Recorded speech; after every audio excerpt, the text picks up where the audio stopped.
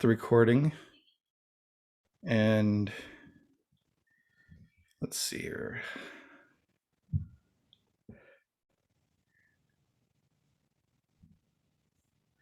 Everyone should be popping up.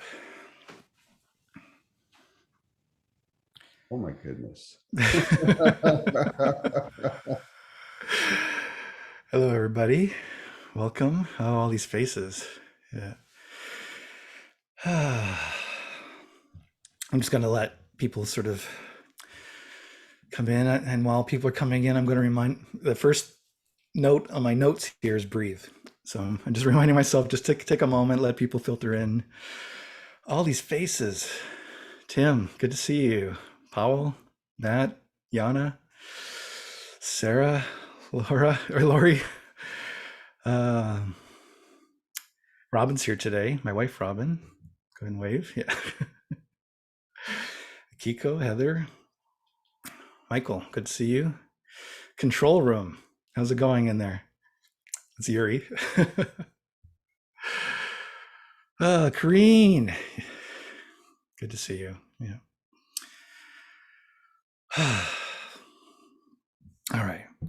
So I'm wearing, just while I let the next minute or so pass, I'm going to talk about this shirt that I'm wearing. It's a green shirt. So I don't own a suit, and I still don't own a suit. And I was thinking, like, how would I like to dress on the day of my book release? And of course, I have to dress as Chris. And I was speaking to someone once, and they're like, Chris, all your shirts have stories behind them, and this one does. So this is a Legend of Zelda. It's got the Triforce on it. It's a video game shirt. This was a gift from my kids to me for Christmas, and I love it. And I realized my style is nerd dad, and that's it. Like, that's all I need to show up as and not pretend to be anything else, even as I'm here today as an author launching or releasing this book. So DA, welcome. And Rich, I see you lurking. So appreciate you showing up today. Thank you. All right, before I go any further, I had a thought a couple of weeks ago as I was planning this release, and I woke up one morning and just sort of thinking with my thoughts, and I was like, oh, I would like to invite Bob Russo to introduce me. So I asked Bob, and he said, hell yeah. So I'm going to pass it over to Bob. And you're on mute, Bob. There you go. I got it. Thank you, Chris. Thank you so much. And yes, I had to wear one of my favorite t-shirts too, because it reminds me of Chris. It's love. I'll get into that in just a second, but boy, it is so good to see every face here right now. Chris told me that there'll be a lot of people here, a lot of people that I know, a lot of people I don't know. So my name is Bob Russo, for those who don't know who I am. But I mean, it's a great honor to be here with Chris. And again, it just reminds me of how I always seem to surround myself with the best and the brightest people in the world. And that's you and Chris. And I really, really, really appreciate this whole time to introduce Chris to you and introduce Chris's book to you. This is very exciting for me because I've known this has been in the making for a while, and I can't wait to read every last word of it. But as I thought about this, I said, it's the title of the book is Unorthodox Success, Secret Shame. So I thought, let me look up the definition of orthodox. Since this is unorthodox, what is Chris not? So I wanted to find out what orthodox was. And orthodox is conforming to what is generally or traditionally accepted as right or true. It's established and approved. It's the ordinary or the usual type of normal. Well, anybody knows Chris, that is what he is not. I love that. And so his book is about achieving success in a way that is not traditional, or by ways that are acceptable, or successes that are achieved by approved methods. And when I thought about this, I thought how ironic, really unexpected it is that Chris, the master of living a life that's unorthodox success, would ask me the man who for decades achieved success in the good old-fashioned way with orthodoxy by climbing the tried and true corporate ladder that was predictable. I did nothing that was not predictable, and I did everything that was ordinary. Why am I sitting here? Then it really hit me. For those of you who know, I'm no longer that man. I'm no longer the one who sees success in traditional ways. And I credit all of this with Chris Frolic.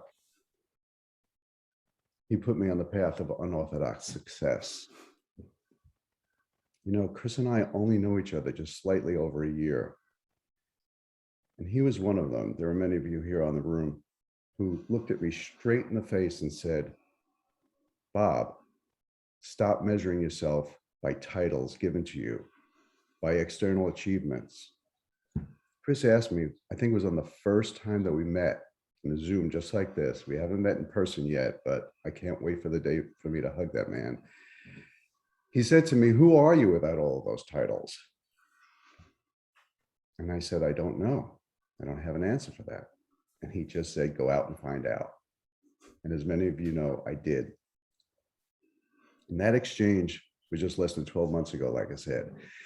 And since then, he and many of you have helped me define success by unorthodox measures, measures that are truly embodied by Chris and his entire family. Because another bonus of meeting Chris last year was meeting his entire family. He and his wife, his wife and I meet every Friday, 3 o'clock since a year ago. I'm just as connected to his wife as I am to him and to his family. So now, through Chris, I measure success by the amount of peace I bring to myself and other people, the amount of joy that I bring to myself and other people, and I measure my success by the amount of happiness I bring to myself and other people, and the amount of love that I bring to myself and other people. I have watched Chris closely over this past year, and I discovered that he is nothing but peace, joy, happiness, and love. So with that, let's celebrate this man and celebrate this book and celebrate being here today. And let's release this book. As he says, it's his bird of happiness for all of us to enjoy. With that, thank you, Chris, for everything you've done for me. You know you've done a tremendous amount for me and everyone else in this room. I turn it back to you. Thank you, Bob. You're welcome. It's my honor. Thank you. And thank you, everyone who's here today that I invited to be part of this. And I'm getting a little emotional.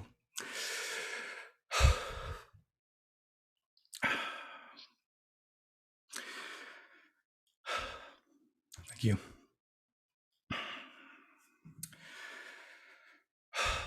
So Bob referred to some of the language I've been using lately about this idea of a release as opposed to a launch.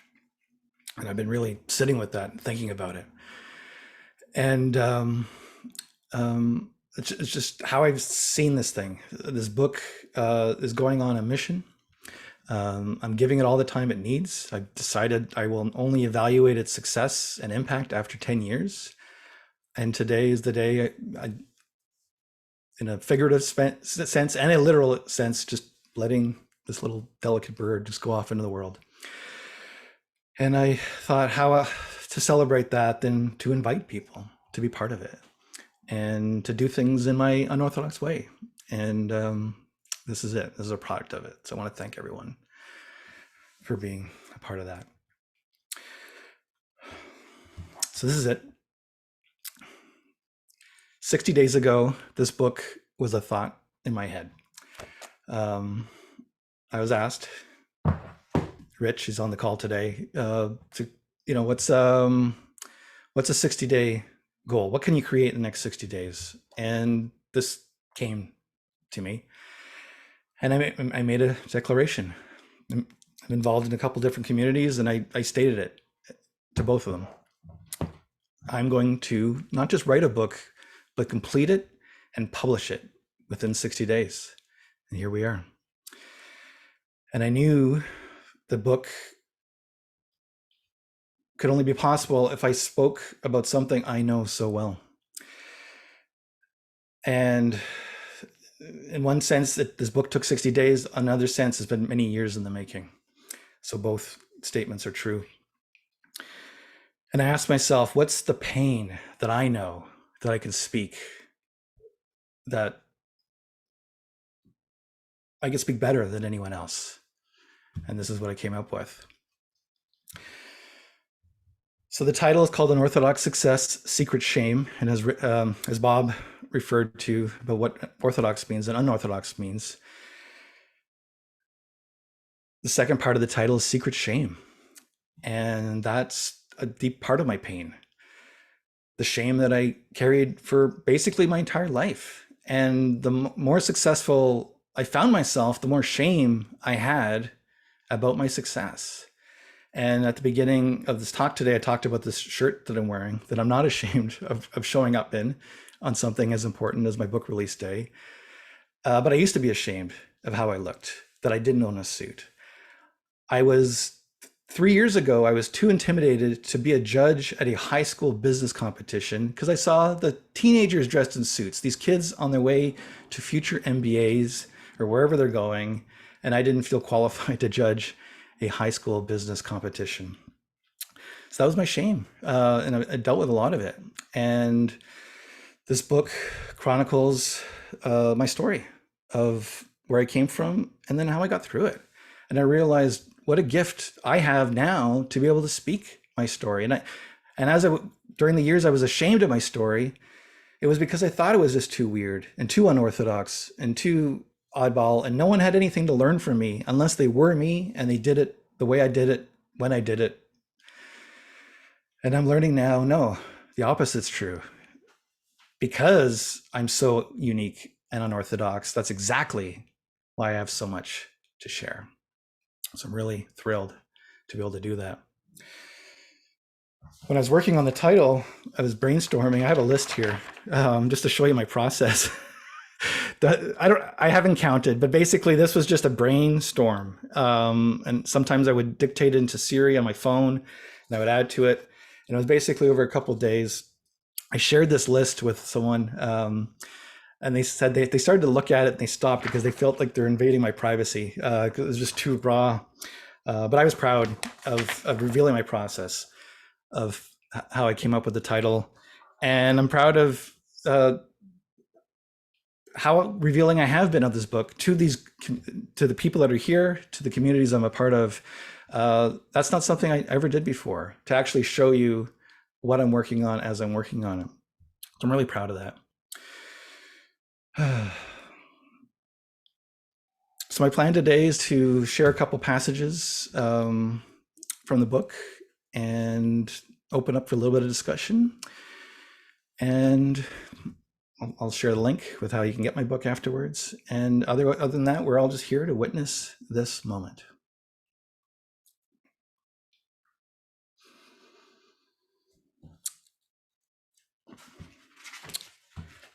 I'm going to open up with, this is the first chapter of the book. And it's titled, I'm Going to Die.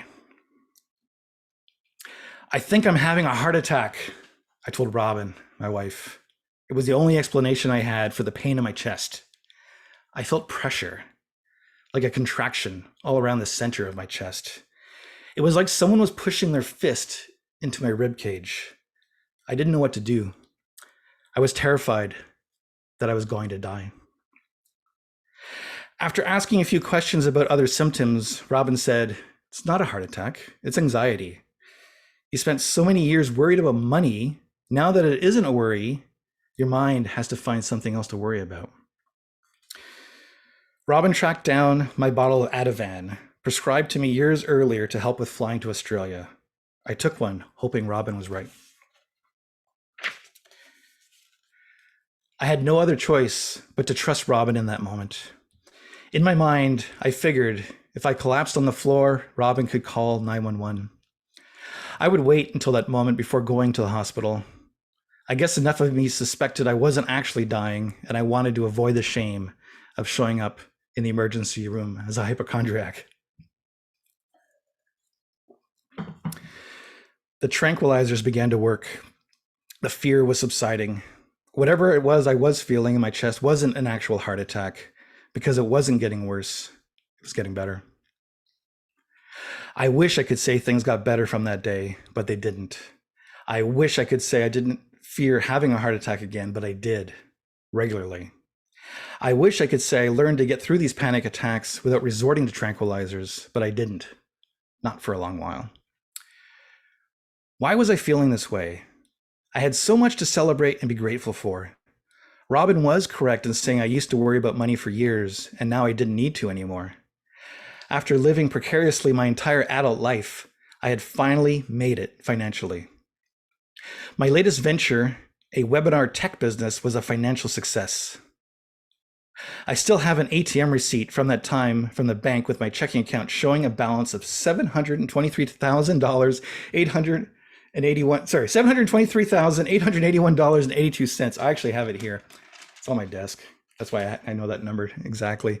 It was cash money just sitting there. Every month I received more money than I knew how to spend. I achieved all the things I wanted in life. I'd wanted a home for my family where my kids would have their own bedrooms. We then found our dream home in our dream neighborhood. I was so worried about my ability to keep generating this kind of money in the future, I paid the house off within 3 years rather than carry a mortgage. I had literally made millions of dollars in real money in my hands, not pretend paper money or stock valuations or crypto fortunes. Yet I was terrified it could all disappear overnight. The problem was that I felt like a fraud. How I got here made no sense. I must have fooled everyone. I was making millions of dollars in tech, and I'm a high school dropout. No one taught me to do what I do. I had to figure it out on my own. I kept rerunning my history in my head. Before the tech business, I was a comedy stage hypnotist. Yes, that's about as much of a non sequitur as it reads. Before that, I was one of the best-selling DJs in the world and one of the most beloved rave promoters of the 1990s. Huh? Before that, I'd worked at a video game store since I was 12 years old. When I was 18, I moved to work at their head office, traveling the country while setting up franchises and training the new owners on how to run their businesses. Where is the string that ties this all together? It was such an absurd story. It felt like these things all sort of just happened. It had to have been sheer luck more than anything. Right place, right time was my belief. With my previous ventures, I had had various degrees of success, but the financial component evaded me until my most recent company. It was the huge inflow of cash combined with my unorthodox story of getting here that really made me feel like a fraud. I fooled everyone. There was no other explanation. And that left me feeling so unhappy. I felt like I was in over my head, and I had no idea how to transition out. I felt so guilty about how I felt and why I felt it, and how it was affecting the people around me. I felt so scared that everything would go up in smoke and I'd have no ability to do anything after this.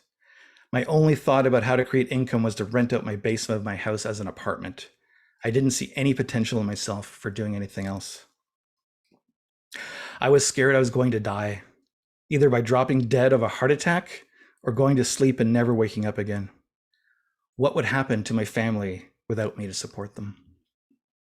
And I felt so ashamed that these were my problems. Who am I to complain about anything? I literally have everything I wanted, including a happy marriage and amazing children. I couldn't speak of my negative feelings because my shame was too great. That was me at my worst. I was in this state for 6 long years. The money rolled in and I dealt with fear, guilt, and shame. I spent every moment feeling like a fraud. I estranged myself from mostly everyone. I withdrew. I did my best to avoid talking to my business partner, Jeff. It was ridiculous. but I couldn't control it. I didn't even know what I was doing. I was driven by primal fear. Finally, in my crisis, I hit my lowest point. I had to pull myself out before I destroyed everything.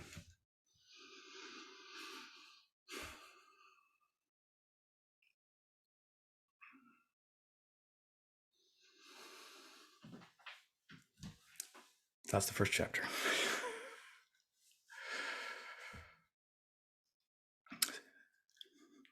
Thank you. Thank you, Sarah.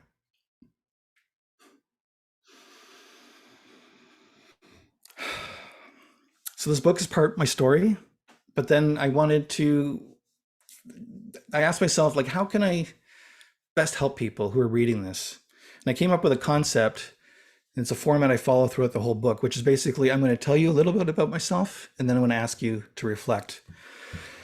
So in the book, each chapter, there's a little window and a question for the reader to think about, or an action step. And I'm going to ask this question of the room right now, and you can just type it into the chat.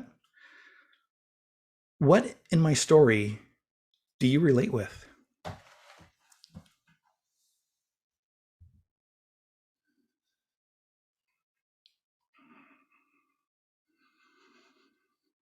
Secret shame. Thank you, Laurie.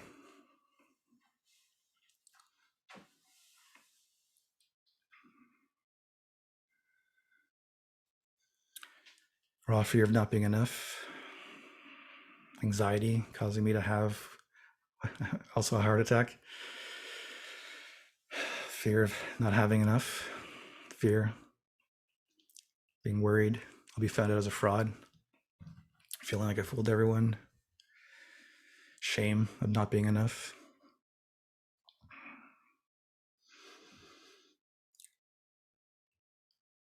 Self-doubt. Having the guts to tell your story. Thank you, Michael. A lot of people are relating to heart attack feelings, yeah.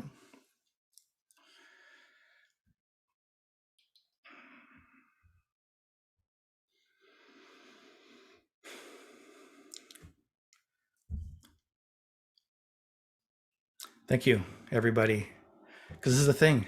So I was hiding in the shadows and thinking my story didn't have value. And just now, I just read you the opening of my book, and it's amazing to me to see your feedback. This is the first feedback I've gotten, besides the beta readers. So, and I've never actually asked anyone these questions in this way. So I really appreciate you, everybody, and it's really amazing to see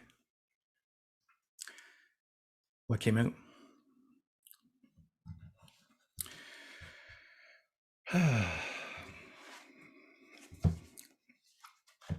I'm going to jump to later in the book. So the book has 4 parts. The first part is called The Crisis. The second part is called, let me look at my table of contents here.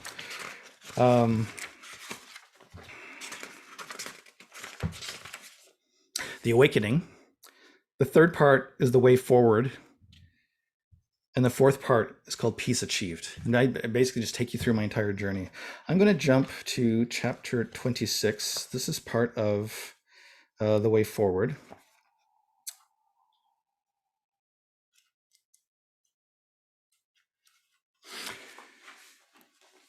So this chapter is called, this is a favorite exercise of mine, Your Weaknesses Are Your Strengths. This is such a counterintuitive lesson. I realize the things we see as our weaknesses are actually our strengths, and I'm going to demonstrate for you a tool I use. First, I'm going to create a list. I'm going to try to get into the mindset of what my biggest critics would say about me on this topic. And the list I came up with for the book, and this was, I sat there and brainstormed this, top 10 reasons I'm not qualified to write this book. Number 1, I'm not a known voice in the guru or self-help world. 2, I've never written a self-help book before. I don't know how they're supposed to be written or what goes into them. 3, while some of this content of this book was drawn from my previous blog posts, I gave myself a 60-day window to create and complete it. though books normally take years to complete. 4, I've made huge life-altering mistakes, colossal ones that will haunt me for the rest of my life, like getting myself banned from entering the United States and a bankruptcy from 2005 that is still a scar on my credit. 5, I'm a high school dropout with no traditional education. I don't have an academic background, nor do I speak as an academic. 6, I don't like to, I put this in quotes, work. My work on this book is usually contained to an hour or two each morning. 7, 3 years ago, I was a hot mess living inside a mental prison of my own doing. I'm not your typical expert who can claim a perfect road to success. 8, no one has taught me to do what I'm doing at the moment. All I am is an expert on being me. 9, I don't use social media and I don't have a huge number of followers. 10, I'm not special. I'm the same as everyone else. Despite the above, I'm writing this book anyways. So that's the list I created about why I'm not qualified. But what if I took that exact same list and gave it this title instead? 10 reasons why Chris Frolic is a much needed breath of fresh air and what he has to say can change your life. Number 1, I'm not a known voice in the self-help guru world. 2, I've never written a self-help book before. I don't know what they're supposed to be written or what goes into them. 3, while some of the content in this book was drawn from my previous blog posts, I gave myself a 60-day window to create and complete it, though books normally take years to complete. 4, I've made huge life-altering mistakes, colossal ones that will haunt me for the rest of my life, like getting myself banned from entering the United States and a bankruptcy from 2005 that is still a scar on my credit. 5, I'm a high school dropout with no traditional education. I don't have an academic background, nor do I speak as an academic. 6, I don't like to work. My work on this book is usually contained to an hour or two each morning. 7, 3 years ago, I was a hot mess living inside a mental prison of my own doing. I'm not your typical expert who can claim a perfect road to success. 8, no one has taught me to do what I'm doing right now. All I am is an expert at being me. 9, I don't use social media and I don't have a huge number of followers. 10, I'm not special. I'm the same as anyone else. Same list, and now I'm damn proud of it. That's the end of that chapter.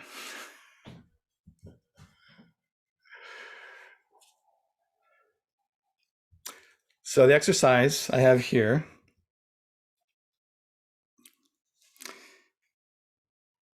I invite the reader to imagine the power of how you would change from doing this exercise yourself. I'm going to modify my question here because I'm not going to ask everyone here to write a list, but just share if you can in the chat what you see as a weakness right now for yourself. Just a single thing.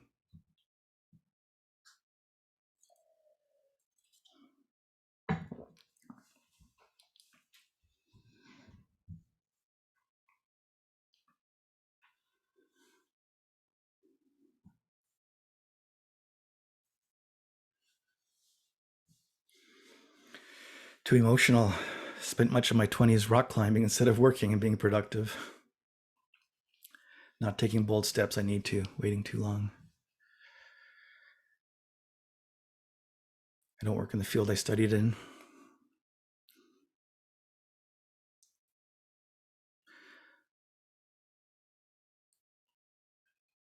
No education in business. I don't have a commanding presence.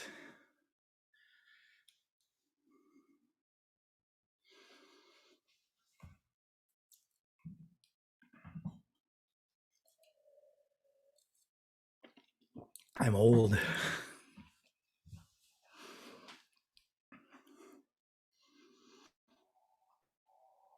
All right. So for those of you that have typed something into the chat, I'm going to invite you right now to review what you just wrote and ask yourself, how is this actually my strength?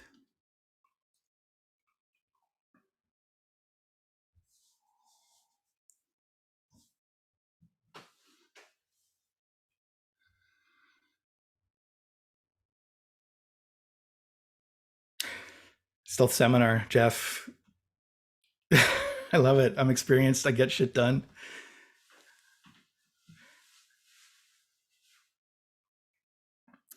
Tim, I see opportunity where others cannot. Yeah.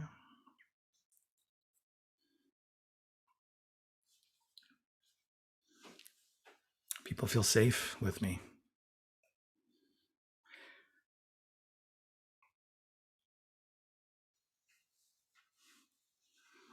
I'm prepared.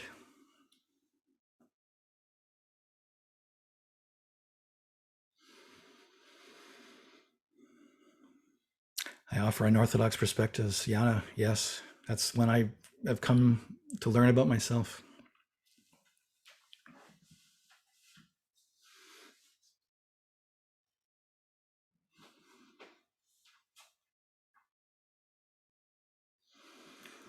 Gillian, I've learned to let go, or how to let go.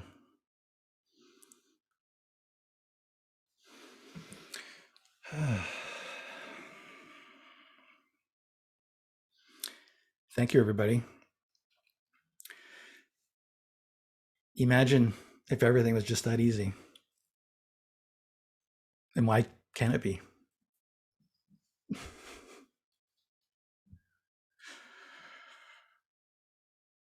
It's my honor to be able to share that perspective with people now. And thank you for being a part of that today.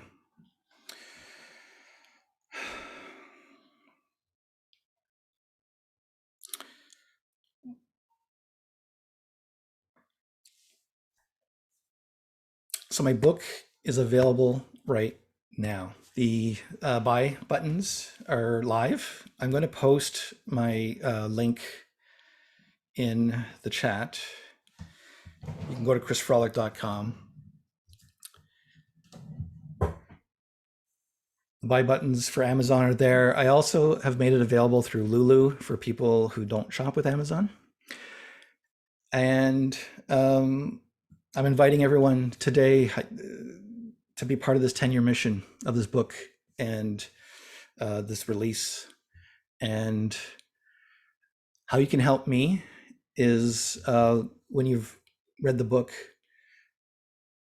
who do you know whose life could be changed by also reading this book? And that's a question I'm going to invite everyone to consider, because that's how this book will find its audience, with people asking themselves that and sharing it. And how do I turn my weaknesses into strengths? So I'm an independent publisher. I'm not part of Oprah's book club. I am a best kept secret. That also means for anyone out there who might spread the word about this book, you're doing an amazing thing for someone to let them in on a best kept secret. And that's my wish, and that's my hope.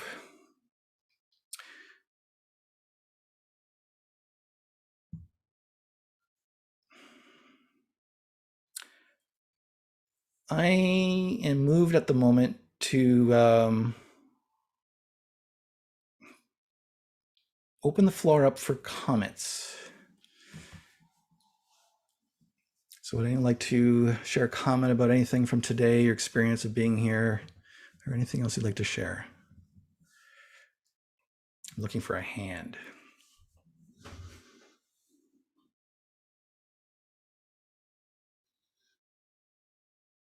All right, Bob.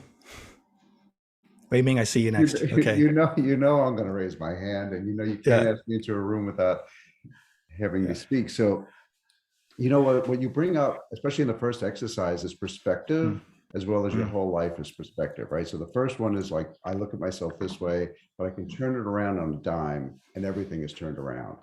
And so you did that. You also, at the very beginning of your story about yourself, all of those things that you described yourself as, with shame and all of that exists and is real, but none of that is what I've ever seen this past year. And you are the embodiment of I am whoever I am at the moment. And I'll create who I am at the moment. And it makes no difference as to what I was in the past. And of course, you help me recreate myself in the moment, and it makes no difference who I am. It's the perspective that you have, and the ability to have that perspective and switch it on a dime and turn Mhm. it around to your advantage. And boy, I love that. Thanks, Bob. Wei Ming, I saw your hand. Hey man, Hey. glad to be here, dude, and Yeah. witness you in your green shirt. That's awesome. I just want to say thank you for your email newsletter, and it just kind of a note for all of us that Chris has the things that he shares help me with my momentum. And specifically around a few things that I was kind of spinning my wheels on. It's like, okay, if Chris is going to launch a book in 60 days, I can get more consistent on X, Y, or Z, or I can get something out the door.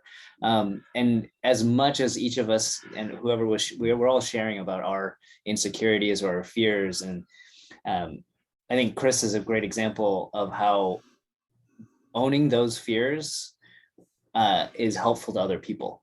And yeah, that's that's the one thing I want to say. And I'm definitely going to do this 10 reasons I'm not qualified exercise today. I think it's going to help me change some of my positioning on my about page on my website for sure. Thanks, man. Thank you, Wei Ming. Hi, Heather, and then I saw Tonia. Yeah. Hey, Chris. Hey, good to see you. Thank you for the personal invitation to come and witness the birthing of your book. Amazing. Thank you. What I wondered is, given that it talks about kind of shame and fear, like, did you see any of that show up, like when you were telling the story, or like knowing that this story was going to come out and who it might kind of impact, not impact? Did you have any of that show up before you kind of birthed it into the world? Are you asking me, was I dealing with shame as I was writing it? Well, writing it, and also like now you've launched it, so like anyone can download and read your story. Like, Yeah, there is a twinge of I'm putting myself out there. At the same time, I've been doing versions of that for some time, and I'd rather tell my story. Like I'd rather be the teller of my story, and so the biggest I'll say there was a twinge, but mostly it's pride and excitement and just a huge feeling of knowing this is good. Like it's just like the world will benefit. That's what I'm filled with. Yeah. thank you. Thank you, Heather. Hi, Tonia. Hello, congratulations. I'm really Thank you. excited. I don't know if I was a beta reader, but clearly I feel like I've heard the first chapter before, maybe in a newsletter. And it's interesting because I got the same deep visceral feeling Mm. the second time that I heard when I heard you. Like the connection was so deep and so genuine. And that's hard to do because I read a lot of books and I'll go back and read something because it gave me a certain feeling, but I didn't get the same feeling. But I had the feeling twice, which is very interesting and very unique for me. Because, and also I love and find like our relationship and the connection. I even hear that it doesn't matter because literally at this point in my life, you could put a decimal right after the 7 of your $1 million number in my life or my bank account right now. And so it almost seems like there would be no connection, but still those feelings and those raw emotions come up in our lives, my life, just like that. And so it is so well stated and written from that authentic essence that is really a connection across the lines. And I think that's really hard to do. And I'm really excited for you. Thank you, Tonia. Congratulations. Thank you. Congratulations. Yeah, I'm really pleased to see you here today, and I thank you for your comment. I believe what you're speaking to is the counterintuitiveness of when you speak from a deep place as opposed to trying to speak broadly. So I went laser focused with my story. And something magical happens where you're not the only person to tell me such things. So yeah, it's been really great. Thank you. Hi, Sarah. Hey, Chris. Hey. Congratulations. So cool. Thank you. What inspired you to do this? Like, I get the 60 days because you could never just do something like, a little more common like the rest of us. So what inspired you? I'm going to write a book. And like, how did that? Because I don't think I know that full story. Yeah.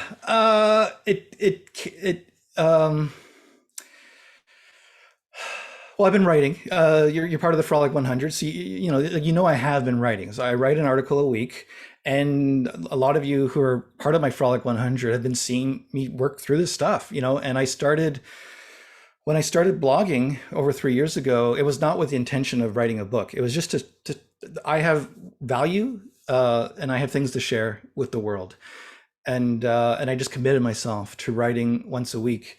And then I ended up doing there's a book service, I forget the name of it, but they'll create a hardcover version of your blog for you, just like a one-off copy.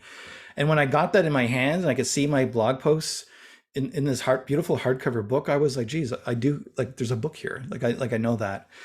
And then something about being asked 60 days ago about what I might accomplish in 60 days, everything just sort of aligned. And in the book, I talk a lot about how in tune I've gotten with myself, and I just trust it, and I just let these things happen. And that's where you get really dialed into things being magical and effortless. And it's kind of like, here we are today, the book's for sale, I'm holding it in my hands, and it's kind of surreal to me. It's real world magic as well. So thanks, Sarah. So cool. I think it is real world magic. Really just amazing. Yeah. Jeff, did I see your hand up? Jeff Ronning? I just saw it up a couple times. Okay. What you got? One thing I put in the chat that is off topic, but I think you might want to check that Lulu link. I'll check it out after. Yeah. Yeah.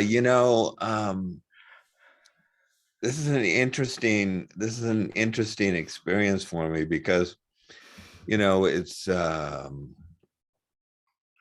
lot of emotions going through. On one hand, it's the success of this book being published. On the other hand, it's kind of years of actually going through the experiences with you that generated the book. So anyhow,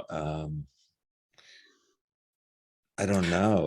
Let me just, sorry. So just to disclose to everyone here, so appearing at Stealth Seminar is Jeff Ronning. He is my business partner, and we've been together for running Stealth Seminar for over 10 years. And before that, Jeff was my hypnosis teacher and mentor. And that's what got us together initially. And then this beautiful partnership grew from it. So this book I dedicated to Jeff, and it covers a lot of the time we had together. And Jeff lived it with me, but he truly did not understand what was actually going on because I couldn't speak it. Like I did not understand it, and I was so ashamed, and it did affect my relationship with Jeff. So Jeff, yes, I acknowledge what you're saying today. Yeah, thank you. Yeah. So yeah, that's why my hand was going like. But so yeah, behind the book is obviously years of your life and a lot of pain and misery and growth, obviously. So well done, fantastic, love it.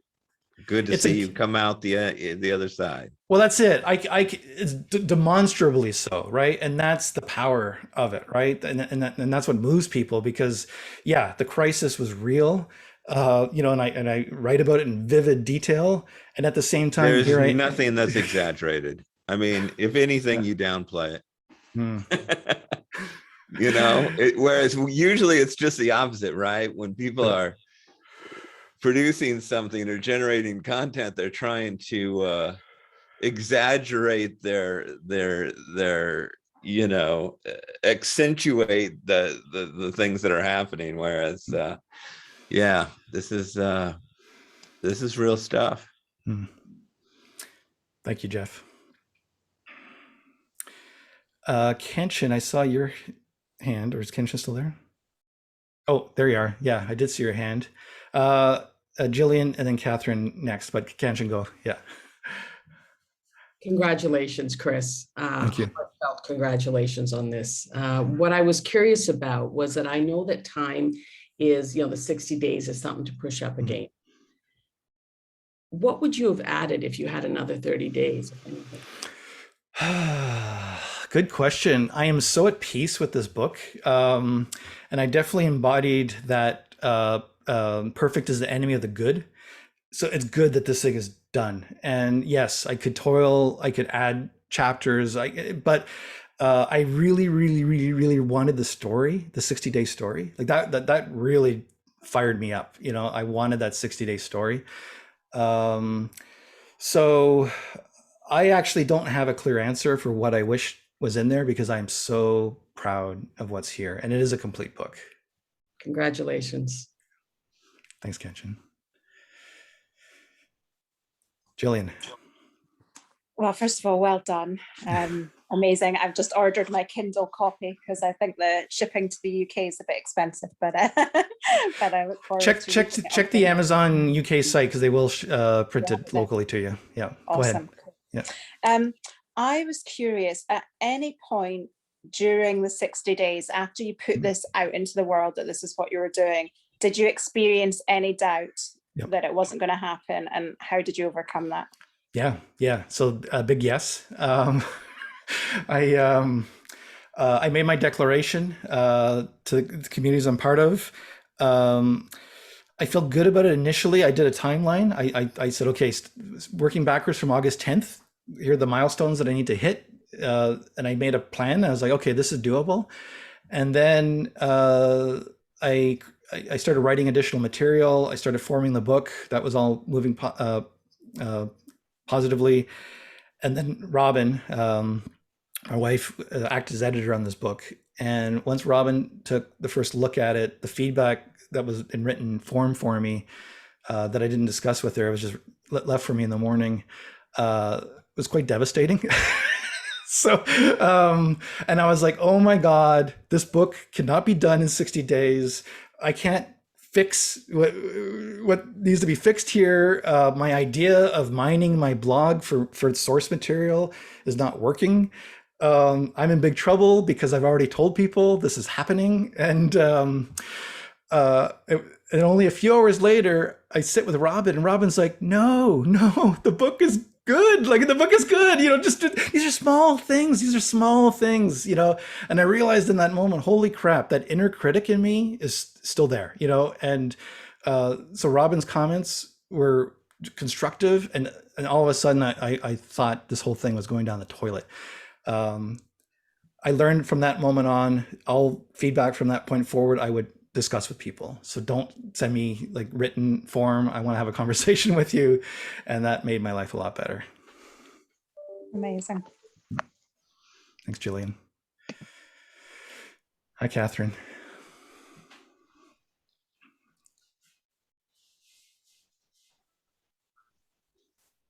Hello, Chris. Hi.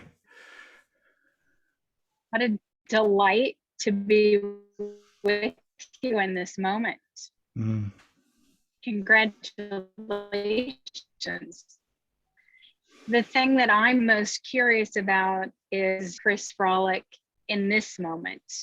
Here in this moment, surrounded by your friends, celebrating your accomplishment, celebrating you and your life. What does it feel like in your body, in your heart, in your mind? Thank you. It feels real good. There's still a part of me that before people showed up today and I know this is not true, and at the same time the voice was there, nobody's coming.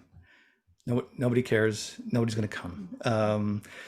So, and this is something I experience every single time I put myself into these types of situations, or I'm hosting something. So as I saw the gallery just explode, everyone just, it just filled in,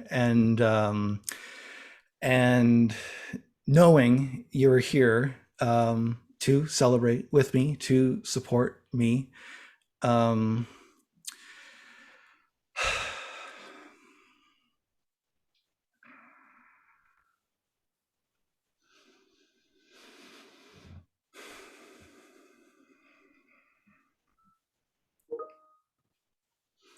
was just moved in that moment just to take a breath, just let it sink in. Thank you, Catherine.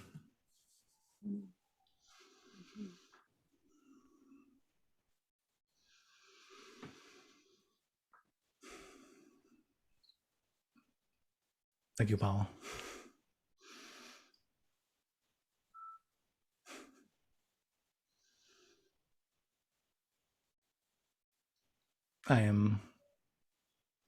The word I have is blessed.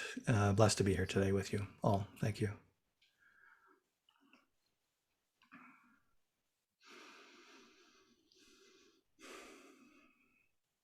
I'm going to open up for one last person. My sister, Tara. I was going to start with, I've known Chris for 45 years. So I just want to say, obviously I've known you a long time. The last 3 years you've been on this journey, and it's been pretty amazing to watch you. And I think it's not a coincidence that our relationship has changed a lot in the last 3 years, because as you've gone through this, so I'm very proud of you and everything that you've done and how much you're putting out there. And you have a big fan over here. Our whole family loves you. Sorry. I was holding that in for a while.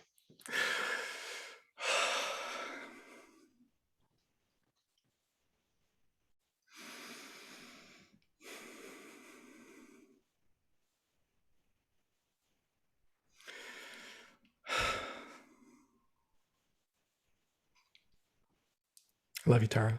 Thank you.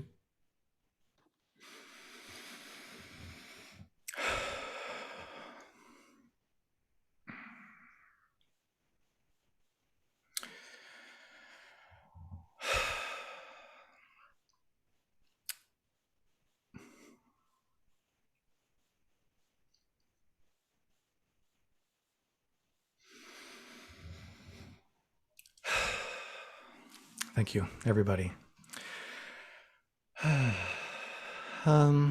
Maybe as we wrap it up, in the chat, maybe just type a word or something that you're leaving here today with.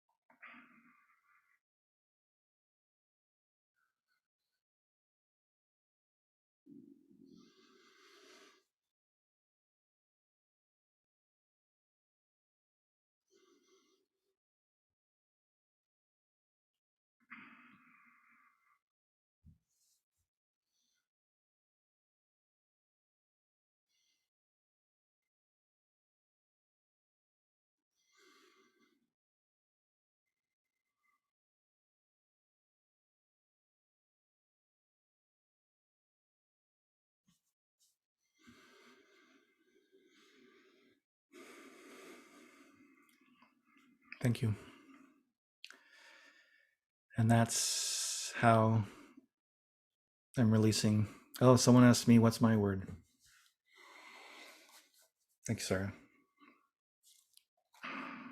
Gratitude. Lots of gratitude.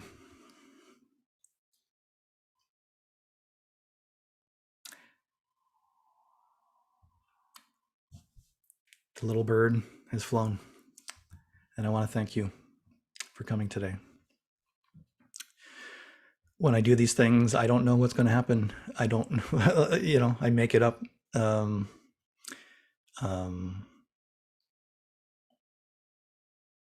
this is what happens. So thank you, everybody. All right. As we say goodbye, I'll let you unmute yourselves and just say your goodbyes into the room. Thank you, everybody.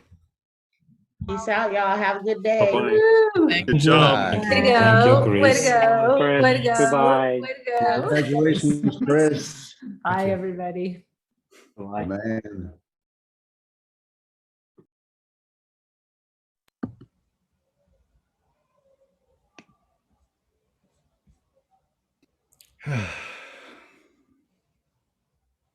Feels good. I'm to see you, really Michael. impressed with the 60 days. Thank you, Yana. And you did 4 years. So, congrats. All right. Mwah. Congratulations, Chris. Till next time. Okay. Thank you. Enjoy. Bye-bye. Bye-bye. Thank you for sharing.